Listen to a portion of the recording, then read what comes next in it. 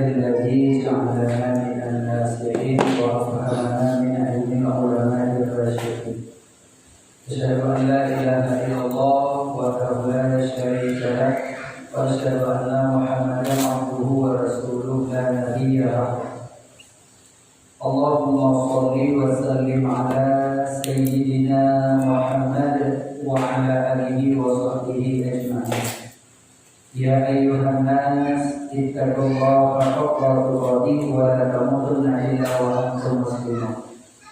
رب اشرح لي صدري ويسر لي أمري واحلل عقدة من لساني يفقهوا قولي. أما بعد.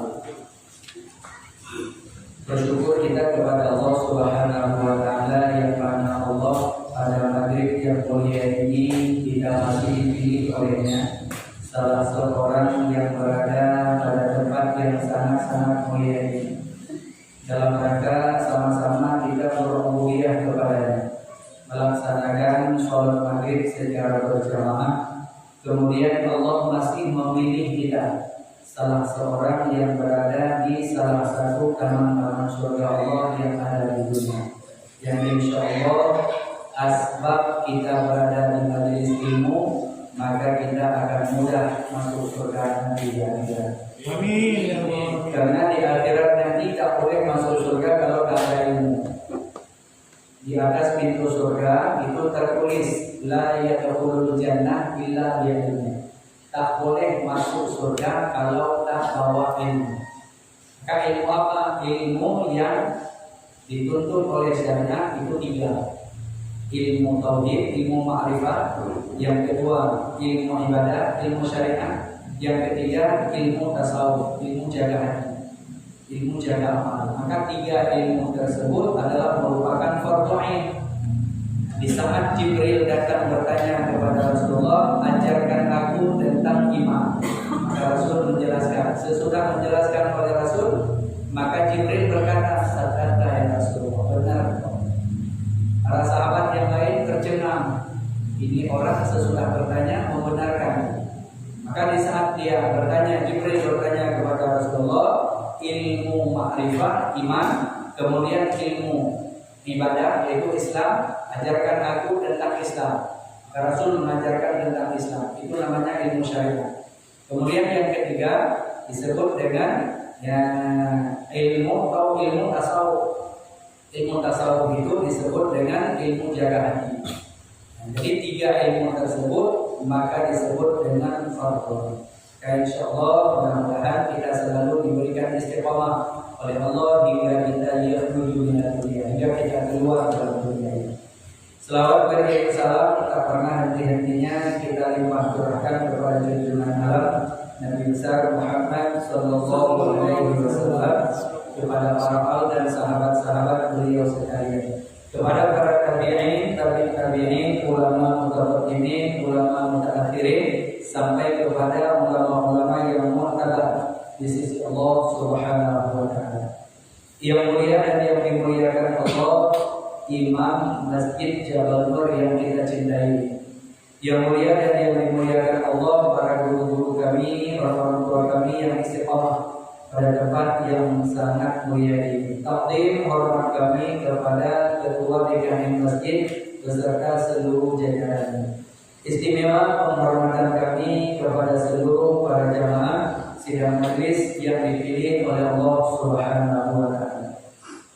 Insyaallah malam ini kita sudah sampai pada pembahasan maqalnya wudu.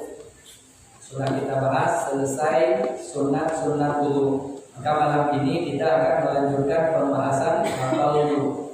Karena sampai saat ini masih banyak orang yang paham makan minum batal wudu. Maka malam ini coba kita lihat, coba kita memahami ilmunya. Jangan kita dengar-dengar sih batal wudu. Ini yang bahayanya.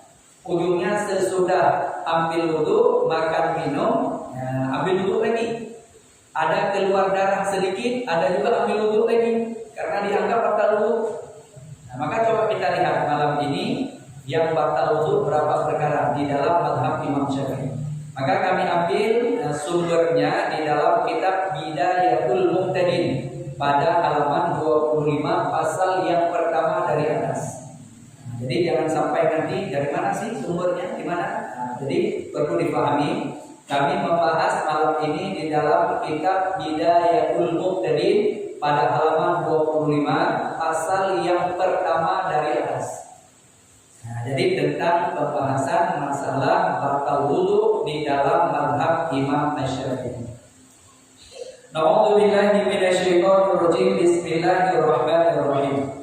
Faslun, bermula ini suatu pasal pada menyatakan tentang pembahasan batalnya wudu.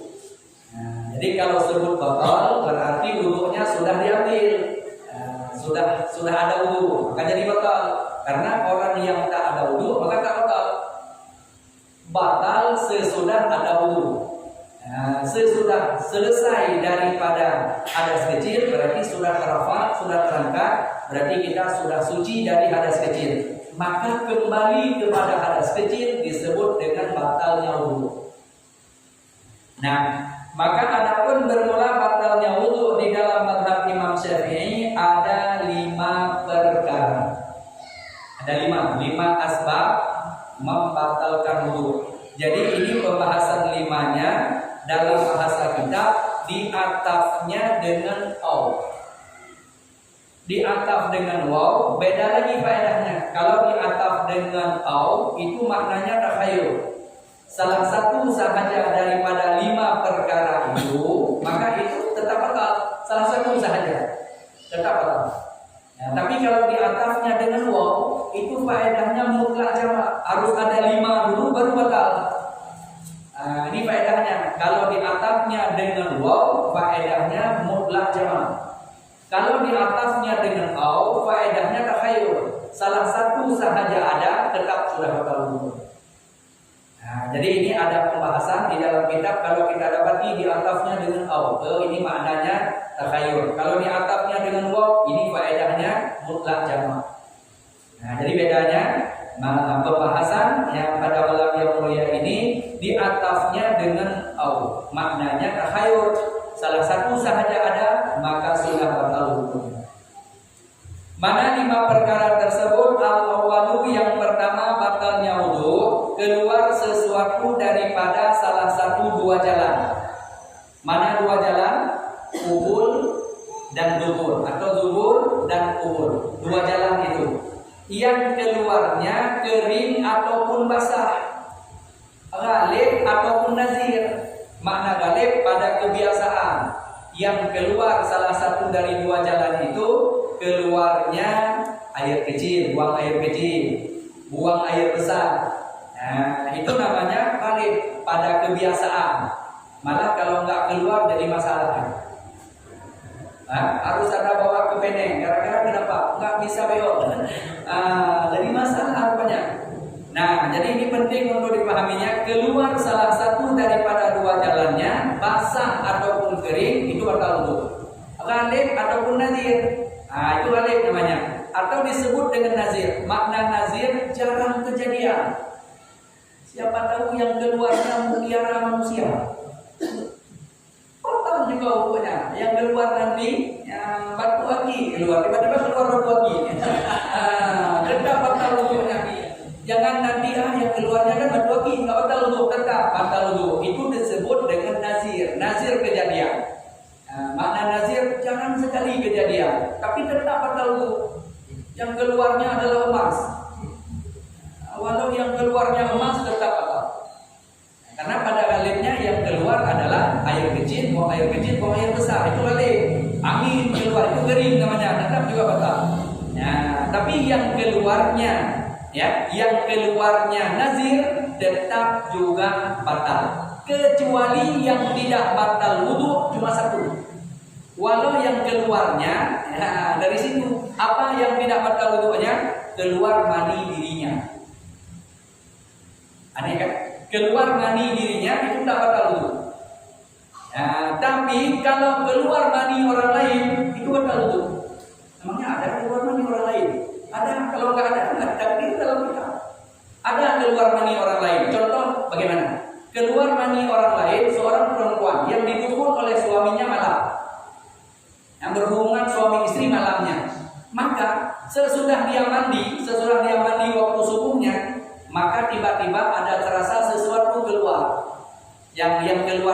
keluar, memang mengalir seperti keluar itu, mengalir keluarnya. Itu yang keluarnya mani. Mani siapa? Mani suaminya, bukan mani dirinya. Apalagi sudah disumpal, makanya maninya keluar kali. Disumpal sekarang kan banyak macam-macamnya, disumpal dengan IUD lah, disumpal dengan bermacam-macam. Yang ujungnya ditumpahkan balik. Yang keluar bukan mani dirinya, tapi mani orang lain, batal wudunya. Tapi kalau mani dirinya keluar nggak batal. Nah, bagaimana contoh tak batal keluar mani dirinya? Nah, seperti ya ada laki-laki yang inzal, keluar maninya di saat dia melihat perempuan. Nggak apa-apa, tengok, pokoknya langsung tembak itu. Itu tak batal wudunya, wudu tak batal. Tapi boleh nggak sholatnya? Nggak boleh sholat. Ini masalahnya bukan boleh sholat, nggak boleh sholat. Perkaranya batal wudu nggak? Ini tentang perkaranya batal wudu. Ini mohon maaf majelis mulia, di saat kita bahas seperti ini bukan lelucon, tapi ini ilmu yang perlu difahami. Jadi ada semua tadi di saat disebut dengan kulun. Kulun itu semua jenis yang keluar dari salah satu daripada dua jalan batal wudu. Rupanya ada satu yang tak batal wudu, keluar mani dirinya. Contoh yang lainnya, ada orang yang mengeluarkan mani dirinya dengan tangan dirinya sendiri, walau dosa.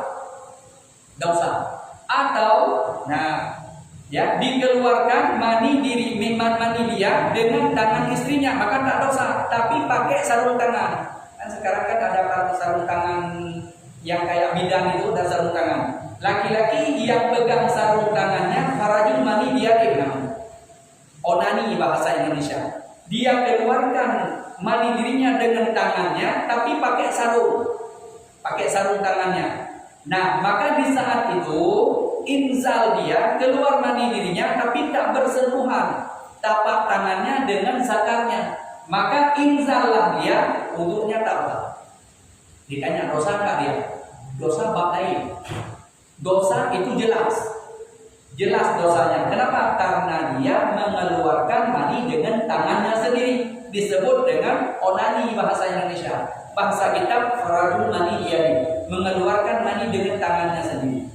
Makanya ada sampai timbul pertanyaan, Ustaz, saya dengan istri berjauhan. Istri di rumah, saya kerja di luar negeri. Ujungnya kami video call, antara suami istri video call. Ditanya, video call suami istrinya dosa enggak? Enggak dosa. Nah, tetapi ujung-ujungnya si istri dengan tangannya sendiri, si suami dengan tangannya sendiri. Ini dua-duanya berdosa. Ini yang jadi masalahnya. Maka perlu untuk kita pahami bahwa insan bila seandainya tidak bersentuhan kulit dengan tapak tangannya, dengan zakarnya atau dengan farjinya, maka tidak membatalkan wudunya. Dengan catatan keluar mani dirinya, bukan mani orang lain. Ini yang perlu untuk dipahami. Karena kenapa kita bahas itu? Karena tadi kulun, semua yang keluar dari salah satu daripada dua jalan, ghalibkah dia, nazirkah dia, tetap batal wudu. Rupanya ada satu yang tak batal wudu, keluar mani dirinya. Ini diistisna namanya. Kalau bahasa kitab namanya istisna, dikeluarkan sesudah di semuanya batal, ternyata ada satu yang tak batal wudunya. Lalu kalau tak batal wudunya, ini asbab tak batal wudunya. Bolehkah dia sholat? Enggak, karena dia berhadas besar. Jadi ini perkaranya menyangkut dengan batal wudu atau tidak. Ini yang pertama yang perlu untuk dipahami. Kalau seandainya nanti kurang paham, boleh bertanya. Sesudah kita membahas materinya, mudah-mudahan cukup waktunya. Ini yang pertama. Kemudian yang kedua, batal wudu dengan sebab hilang akalnya. Hilang akal dengan sebab mabuk. Mabuk itu dengan sebab mabuk itu mabuknya dengan sebab dia taksir atau disebut dengan gila, maka dia batal wudunya. Gila atau mabuk atau hitam itu gimana? Di saat sudah ambil wudu dari tempat wudunya mau sholat, rupanya gelap dunia, langsung dia jatuh di situ, tersungkur di situ. Itu namanya hitam. karena benar-benar dia kerja di teriknya matahari, pas kena airnya, ambil wudhunya di ujungnya meresap, pitam dia. Atau ada orang yang pitam gara-gara tak bisa melihat darah. Nah, itu tetap wudhunya batal kalau dia tadi sudah ambil wudhu. Nah, ini penting untuk juga kita pahami. Gila itu ada dua.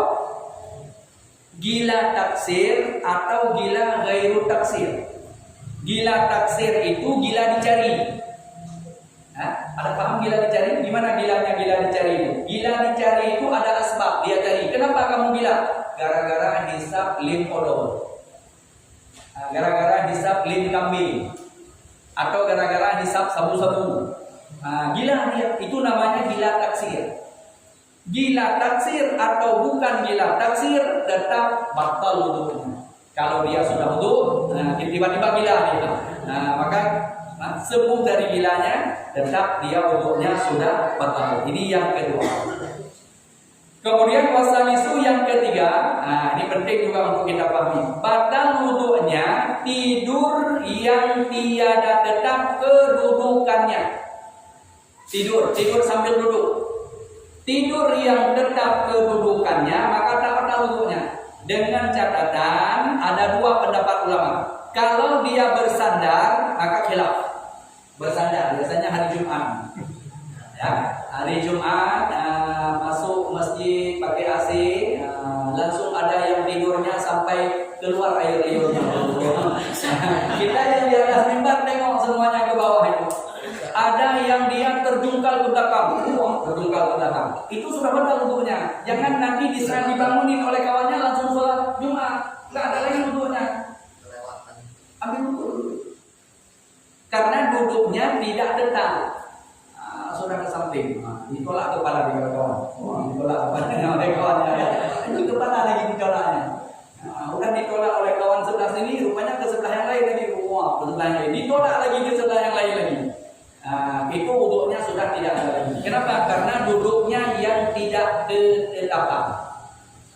Orang yang duduk tidak tetap duduknya, tertidur dalam duduknya, maka itu batal wudhunya. Tapi kalau dia tertidur, namun duduknya tetap, nggak goyang-goyang, maka itu tak batal wudhunya. Jadi tidur sambil duduk maka tak batal. Tapi tidur sambil berdiri batal. Bagaimana contoh berdiri salat subuh biasanya? Allahu Akbar. Sesudah Allahu Akbar sambil baca doa iftitah nggak ingat lagi. Imam baca ayat itu nggak kita tahu itu. Imam baca Fatihah, imam baca ayat itu lewat semuanya. Pokoknya tahu-tahu bersentuhan dengan orang lain Allahu Akbar ruku. Itu boleh nggak kita ruku langsung? Nggak boleh. Itu wudhunya sudah batal. Kenapa? Karena tidak lagi satelitnya tak lagi connect dengan imam. Orang yang tak connect satelitnya dengan imam itu tertidur dia tadi itu.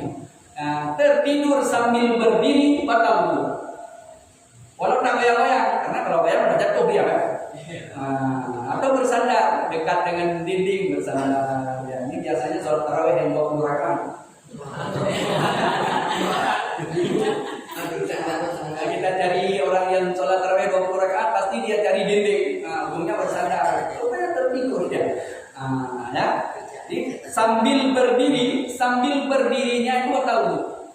Tertidur sambil berdiri batal wudhu. Tapi tertidur sambil duduk yang tetap kedudukannya maka tak batal wudhu. Tak ada khilaf para ulama kalau seandainya duduknya tak bersandar. Tapi kalau bersandar itu ada khilaf. Sebahagian ulama mengatakan kalau bersandar itu batal, walaupun tetap dia duduknya tetap batal wudhunya. Ini sebahagian pendapat ulama. Kenapa? Karena kalau nggak ada tempat sandaran sudah jatuh dia. Makanya sebahagian ulama mengatakan batal. Namun sebahagian ulama mengatakan asal tetap dia duduk walaupun dia bersandar maka tetap tak batal.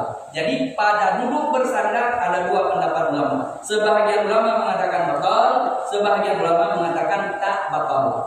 Jadi kalau untuk diamalkan masih bisa karena masih ada pendapat para ulama. Ya, tapi kalau tidak bersandar, duduk asing kita asal tetap kedudukannya maka tak batal wudhunya. Ini yang ketiga perlu untuk kita pahami. Jadi tidur orang yang duduk kedudukannya tetap maka tak batal. Tapi Tetapi bila duduknya dalam keadaan tidur dia duduk, tak tetap kedudukannya, goyang-goyang, maka batal wudu. Selain daripada dia duduk, berbaring sejenak saja berbaring, batal wudu. Antara maghrib dan isya, menunggu waktu isyanya, berbaring sebentar. Rupanya sambil berbaring itu ada hilang connect. Dengan sedang bicara dengan kawan, udah nggak nyambung lagi, tertidur. Itu tertidur namanya. Jadi kalau tertidur maka batal wudu walau sekejap saja. Ini yang ketiga perlu difahaminya. Kemudian yang keempat, yang keempat, batalnya wudu seseorang bersentuhan kulit laki-laki dengan kulit perempuan yang hilah. Makna hilah, yang sah nikah dengan kita. Ini hati-hati. Yang sah nikah dengan kita, maka batal wudu seorang laki-laki bersentuhan dengan kulit anak perempuan yang umurnya sudah memisah. Itu tak ada khilaf tuh. Umur anak memisah, umur anak perempuan 7 tahun. Umur anak perempuan 7 tahun, kita sudah ambil wudu, dia datang minta salam dengan kita. Kalau kita salam dengan dia, tidak ada lapiknya, kita batal wudu.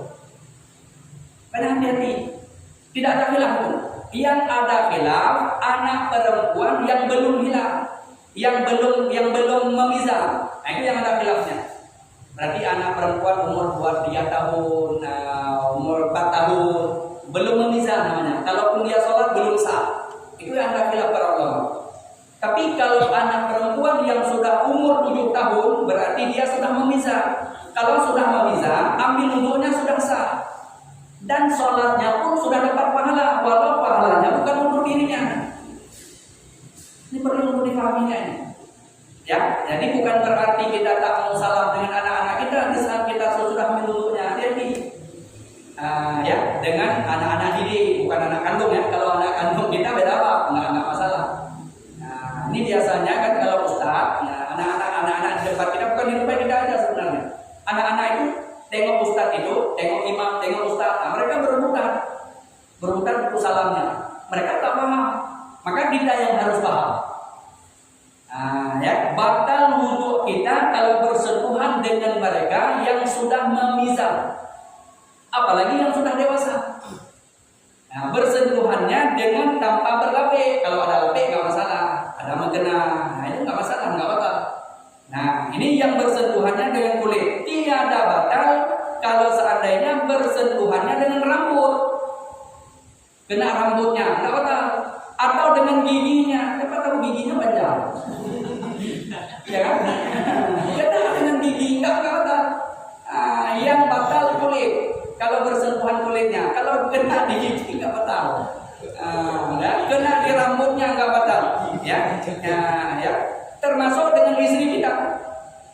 Karena dengan istri itu hilang namanya. Beda dengan saharah.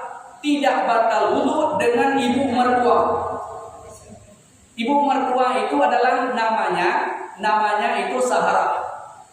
Dengan ibu mertua. Jadi kita sesudah ambil wudu, kita cium tangan ibu mertua tanpa lapik, enggak batal wudunya. Kenapa? Karena dengan ibu mertua sampai kiamat kita dengan beliau tak boleh lagi nikah. Jangan ikut sinetron, nanti selingkuh dengan ibu mertua. Enggak boleh nikah itu. Enggak boleh nikah dengan ibu mertua, enggak ada jalan untuk menikah dengan ibu mertua itu. Kenapa? Karena kita dengan beliau itu namanya sahara. Tapi dengan anaknya enggak ada lagi tunggu. Walau dengan anaknya tidak ada lagi, itu ibu mertua tetap sampai dunia kiamat. Enggak boleh lagi nikah dengan beliau. Jadi kita tiup tangan beliau, itu tidak batal lagi wudunya. Tapi dengan istri itu namanya hilang. Sah kita nikah dengan dia. Maka batal wudunya. Ini yang kita bahas dalam mazhab Imam Syafi'i ya. Dalam pembahasan mazhab Imam Syafi'i. Jangan lari ke mazhab Imam Hanafi nanti. Ini Imam Syafi'i belum selesai, lari ke mazhab Imam Hanafi lagi. Jadi masalah. Ini pembahasannya di dalam mazhab Imam Syafi'i. Ya, perempuan yang hilang, makna hilang, sah kita nikah dengan dia. Kalau yang tidak sah nikah dengan mereka, itu ada asbabnya, asbab rida, asbab nasa. Itu beda apa? Asbab sahara itu tidak boleh lagi kita nikah dengannya, maka tak batal wudu. sebab sahara nggak batal wudu, dengan sebab nasab adik kita, kakak kita, bibi kita, itu namanya nasab, itu tak batal wudunya. Dengan sebab ridha, ridha juga tak batal wudu. Ridha, ada perempuan pernah dia minum susu sama ibu kita masa kecilnya, maka itu adik ridha kita, maka tak batal wudu karena kita dengan dia tak boleh menikah. Nah, seperti itu. Jadi ini adalah merupakan perkara yang perlu dipahaminya. Tidak batal wudu kalau seandainya bersentuhannya bukan dengan kulit, ya dengan rambutnya, tersentuh dengan rambut istri sesudah dia ambil wudu, nggak batal wudunya.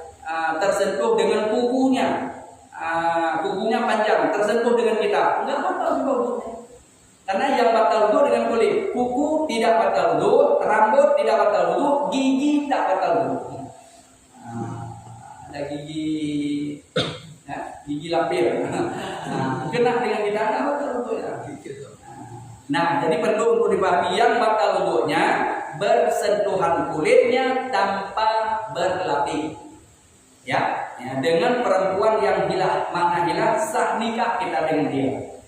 Nah, termasuk anak perempuan yang sudah memizah. Begitu pula anak laki-laki yang sudah memizah, batal wudu dengan perempuan besar. Anak laki-laki sudah memizah, umurnya 7 tahun.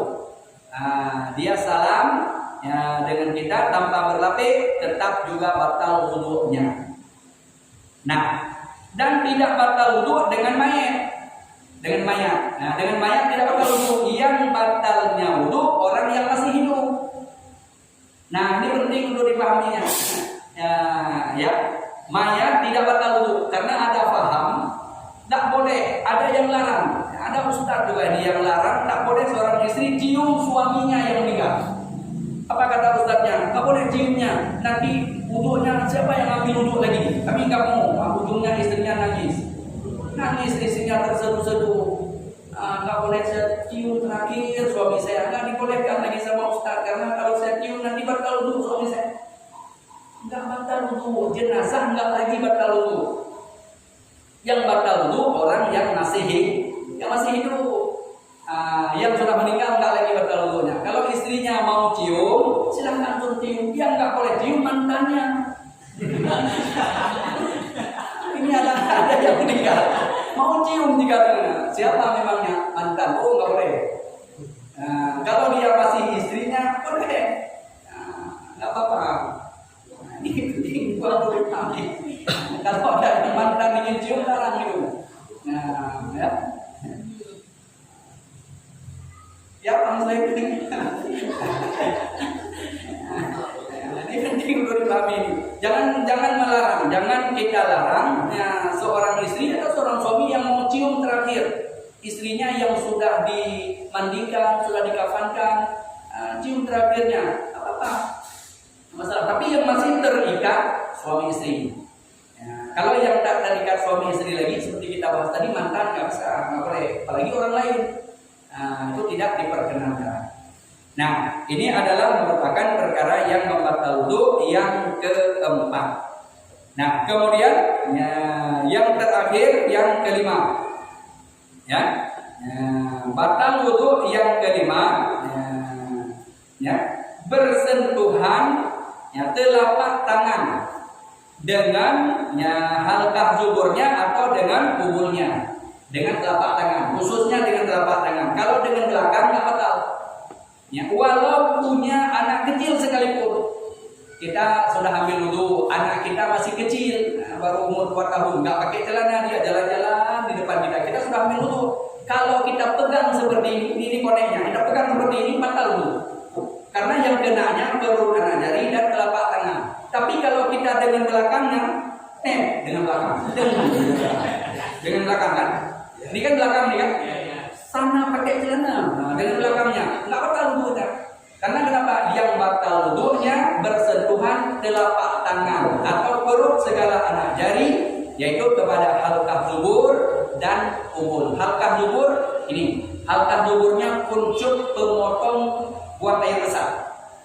Itu halqah zubur namanya. Halqah zubur itu adalah pemotong buang air besar, pemotong itu kuncupnya itu itu namanya halqah kubur. Kalau kubur, nah itu adalah zakar atau farji. Ya, jadi bersentuhan dengan telapak tangannya atau dengan perut segala anak jari, tidak batal dengan belakangnya. Nah, kalau dengan belakang nggak batal. Tapi kalau dengan depan, dengan perut anak jari atau dengan telapak tangan, walau punya anak kecil sekalipun tetap batal. Nah, yang timbul masalah, di sini disebut dengan farji ataupun zakarnya ya manusia sebut. Maka khilaf para ulama bila kita sentuh farjinya hayawan atau zakarnya hayawan.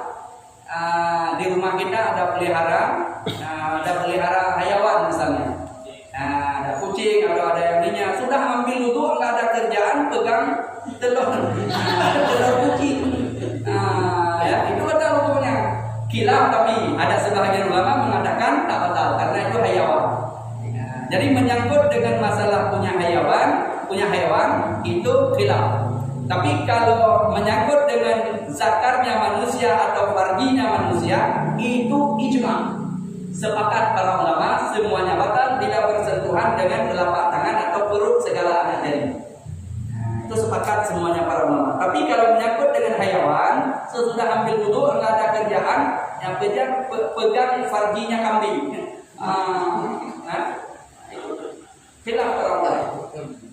Khilaf para ulama menyangkut dengan masalah punya hewan baik yang jantan maupun yang betina dengan perut anak jari atau telapak tangan. Itu yang khilafnya. Maka perlu untuk kita pahaminya ilmu ini supaya majelis ini adalah majelis mulia. Jangan terbayang kita waduh jorok kali.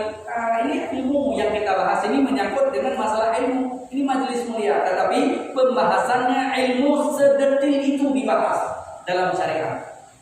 Supaya kita paham. Jangan nanti disalah ini betul kan? Jadi 5 perkara ini tidak termasuk sesudah kita ambil wudu tiba-tiba kita tergores dengan pisau keluar darah. Enggak batal wudu. Karena ada orang yang udah keluar darah batal wudu ambil wudu lagi. Enggak, itu darah yang keluarnya najis, bersihkan saja darahnya langsung sholat. Wudu enggak batal. Nah, ada orang yang sesudah ambil wudu makan atau minum, ambil wudu lagi. Kenapa? Tadi kan saya sudah makan, sudah minum. Makan dan minum tidak batal wudu. Nah, jadi sesudah saya makan gimana? Kumur-kumur saja. Disunatkan berkumur-kumur, kemudian ludah kumur-kumurnya supaya kenapa? Air yang dikumur-kumurnya itu sisa makanan yang ada di dalam mulutnya keluar, sudah bersih. Nah, maka perlu untuk kita hadirkan supaya kenapa? Supaya kita bisa memahami inilah 5 perkara yang membatalkan wudu di dalam mazhab imam kita, Imam Syafi'i. Ini bersumber yang kita ambil di dalam kitab Bidayatul Muqtadin. Ya, 5 perkara yang membatalkan wudu ya bagi kita yang berpegang di dalam mazhab Imam Syafi'i. Ya, kalau seandainya ada yang kurang paham, boleh bertanya, masih ada waktu sekitar berapa menit? 10 menit lagi. Ada yang ingin bertanya? Memberi kesempatan. Ya, silakan. Assalamualaikum warahmatullahi wabarakatuh. Waalaikumsalam warahmatullahi wabarakatuh. Nah, seperti tadi Pak Ustaz bilang bahwa kita dengan mertua itu sampai akhirat ya. Bagaimana kalau udah keduanya berpisah tuh? Itu hubungan dengan mertua gimana Pak Ustaz? Ya. Sesudah berpisah si istri sudah berpisah dengan suaminya, maka hubungan dengan mertua tetap tidak batal wudu. Karena itu tetap dunia akhirat itu adalah mertua kita. Walau kita dengan istri sudah tidak ada lagi. Seorang istri dengan ayah kita, maka dia tak akan batal wudu. Makanya seorang ayah tidak boleh lagi menikahi menantu perempuannya. Tidak sah lagi. Di saat anaknya sudah meninggal, ya sudah, berarti kalau begitu kamu jangan turun lagi lah di rumah ini, aku nikahin aja. Enggak. Tidak sah nikahnya. Ya. Tidak boleh, tidak lagi sah dalam syariat menikah ayah mertua dengan menantu perempuannya. Karena tak bakal wudu. Walau dengan anaknya sudah tak ada lagi pisah cerai ataupun pisah meninggal. Nah, tetap itu adalah anak menantu, anak perempuan menantu itu tetap tidak boleh lagi dia menikah dengan ayah kita dan tak bakal wudu. Begitu pula kita dengan ibu mertua. Kita dengan ibu mertua sama juga, ibu namanya ibu saharah. Kalau si perempuan istri kita ayah saharah atau bapak saharah, bapak mertuanya. Ya, kalau dengan ibu mertua ya sama-sama perempuan, nggak batal, nggak ada urusan itu kan, nggak masalah. Begitu pula kita dengan ayah mertua nggak batal. Ini yang jadi masalah dengan ibu mertua. Apakah batal wudunya? Nggak batal wudu walaupun dengan anaknya tidak ada lagi. Baik dengan anaknya tidak ada karena pisah kematian ataupun pisah perceraian. Nah, seperti itu. Ya, kira-kira jelas ya? Masih ada yang lainnya? Masih ada waktunya? Masih? Ya, silakan. Saya pernah baca hadis itu kalau makan daging unta katanya harus berwudu lagi. Ya. Dalam satu hadis makan daging unta, sesudah makan daging unta disunatkan untuk berwudu. Nah, disuruh wudu lagi. Nah, ini kisahnya seperti ini. Kejadiannya di Madinah ini. Jadi sesudahnya sholat maghrib kebetulan, nah ini dikisahkan di dalam satu riwayat. Ya. Nah, sesudah sholat maghrib ada jamuan, ada kenduri barat kita. Ternyata ya, hidangannya adalah daging unta. Nah, sesudah makan daging unta, tiba-tiba ya, sambil nunggu waktu Isya, ada salah satu dari jamaahnya yang buang angin. Maka di saat dia buang angin, terasa semuanya kepada para jamaah. Nah, maka di saat terasa kepada semuanya para jamaah, tapi tak ada satupun yang bangun untuk ambil wudu. Karena merasa dia malu. Kalau dia bangun, dibully oleh kawan-kawannya. Makanya bully itu bukan masa sekarang aja. Makanya bully itu. Dari kemarin dulu sudah ada. Jadi ujungnya dia tak berani bangun, takut nanti dibully oleh kawan-kawannya. Jadi tak bangun dia. Tak bangun. Maka Rasul paham. Rasul tahu karena tidak ada yang tersembunyi bagi Rasul itu. Depan, belakang, itu Rasul paham, tahu itu. Siapa yang kentut sebenarnya? Rasul tahu. Cuma untuk menjaga, itulah akhlaknya Rasulullah. Supaya menjaga dia tidak dibully oleh kawan-kawannya, maka Rasul berkata, berkata Rasulullah, siapa tadi yang makan daging unta, ambil wudu semuanya. Jadi dengan sebab semua bangun, maka selamatlah dia. Nah, jadi hadis itu bukan hadis mutawatir. Mana hadis mutawatir, hadis yang banyak diulang-ulang, itu namanya hadis mutawatir. Nah, jadi hadis ada yang memang betul. Waqala Rasulullah berkata Rasulullah semuanya jadi hadis. Nah, kalau Rasulullah semua perkataan Rasulullah itu jadi hadis. Perkataan Rasul jadi hadis. Fi'lun perbuatan Rasul jadi hadis. Diamnya Rasul itu jadi hadis. Jadi benar itu adalah hadis, tapi kisahnya seperti itu. Nah, jadi semuanya yang makan daging unta tadi bakal itu ambil wudu lagi. Jadi semuanya bangun, yang kentut tadi nggak dia lagi kan, nggak tahu lagi ya. Jadi Rasul begitu akhlaknya baginda Rasul menyelamatkan orang supaya tidak dibully oleh kawannya. Seperti itu. Jadi benar hadis tersebut benar, tapi kisahnya seperti demikian. Ya, kira-kira jelas. Jelas. Jadi intinya karena buang air kentut ya. Ya, karena yang tadi buang angin itu salah satunya yang buang angin. Ya, maka Rasul memerintahkan kamu yang buang angin ambil wudu, maka dia akan jadi masalah nanti. Akan dibully dia oleh kawannya. Maka Rasul tak menunjukkan siap. Jadi Rasul mengeluarkan kata-kata yang makan daging unta tadi ambil wudu balik. Jadi semuanya bangun, kan nggak terasa lagi. Yang gendut tadi aman, selamat kan? Karena tidak lagi tahu siapa yang ininya lagi. Kira-kira jelas? Jelas sekali. Nah, masih ada? Pak Muslim ada pertanyaan? Nggak ada lagi ya? Sudah jelas semuanya. Oh ya, silakan. Yang nomor 3 tadi Ustaz. Yang nomor tidur yang tidak tetap kedudukannya tadi. Tidur yang tidak tetap. Tidur yang tiada tetap kedudukannya. Ya. Kalau berbaring gimana Ustaz? Nah, kalau berbaring itu tidak masuk dalam tidur. Berbaring sejenak sahaja maka itu sudah batal. Sambil menunggu waktu Isya, nah, baring-baring kita. Rupanya sambil baring sekejap sahaja itu hilang koneknya, satelitnya hilang dengan kawannya. Itu berarti sudah tertidur. Sudah hilang berarti. Karena walau sejenak sahaja tertidur, sejenak sahaja, sekelip mata, maka sekelip mata kan sejenak, sejenak, itu sudah hilang bentuknya. Kalau sambil berbaring, tertidur ya. Kalau baring-baring saja nggak tidur nggak batal. Kalau baring-baring saja tapi tetap konek. Saya kan pernah ini baca hadis gitu kan, apa gitu. Rasulullah itu kalau habis sholat Fajr itu sholat Fajr, Ya. sering berbaring menunggu sholat Betul. gitu. Apa tidur atau berbaring? Berbaring sahaja tidak tidur maka tidak batal. Berarti bukan tidur. Ya, bukan tidur, berbaring-baring, ya, rileks-rileks, baring-baring kan. Nah, itu tidak batal. Nah, tapi tidur sambil berbaring itu walau sejenak langsung batal. Nah, ini yang perlu untuk dipahaminya, perlu untuk kita jelaskan menyangkut dengan baring-baring tak batal wudu dengan syarat tak tidur.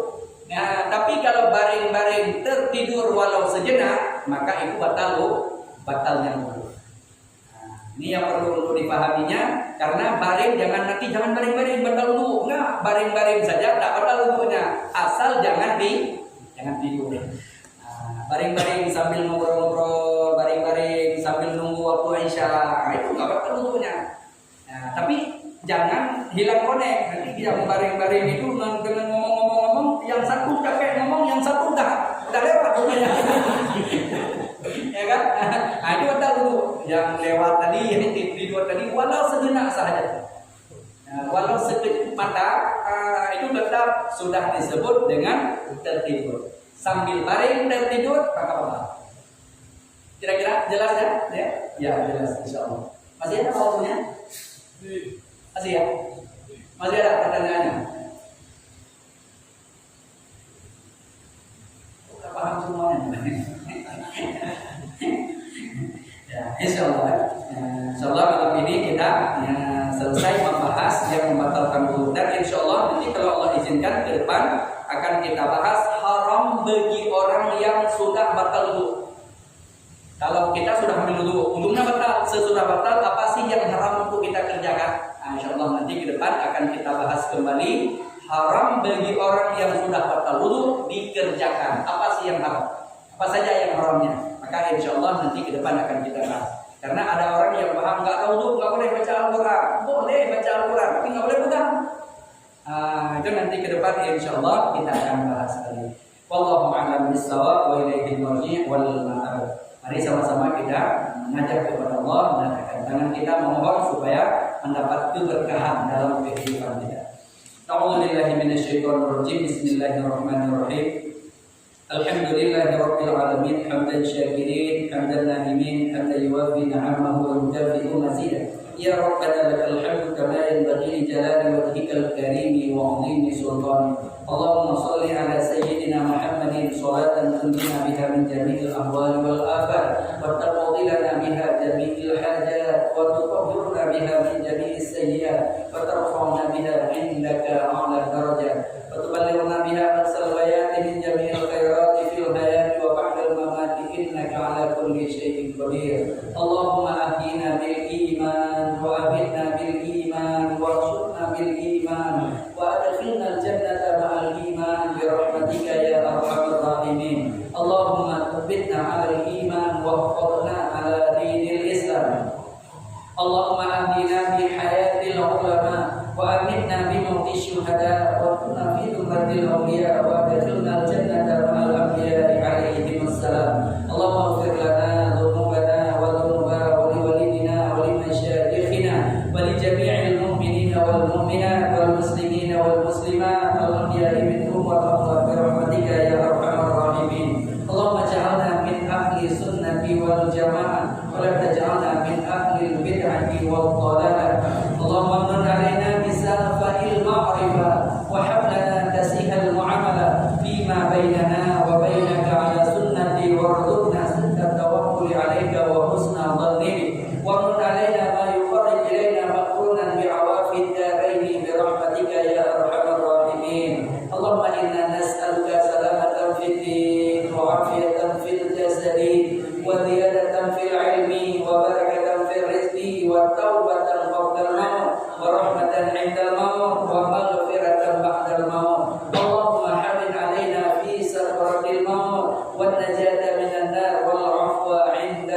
حسابنا ربنا ظلمنا أنفسنا وإن لم تغفر لنا وترحمنا لنكونن من الخاسرين ربنا هب لنا من أزواجنا وذريتنا قرة أعين واجعلنا للمتقين إماما ربنا آتنا في الدنيا حسنة وفي الآخرة حسنة وقنا عذاب النار وصلى الله على سيدنا محمد وعلى آله وصحبه أجمعين سبحان ربك رب العزة عما يصفون وسلام على المرسلين والحمد لله رب العالمين الفاتحة نعوذ بالله من الشيطان الرجيم بسم الله الرحمن الرحيم الحمد لله رب العالمين الرحمن الرحيم مالك يوم الدين إياك نعبد وإياك نستعين اهدنا الصراط المستقيم صراط الذين أنعمت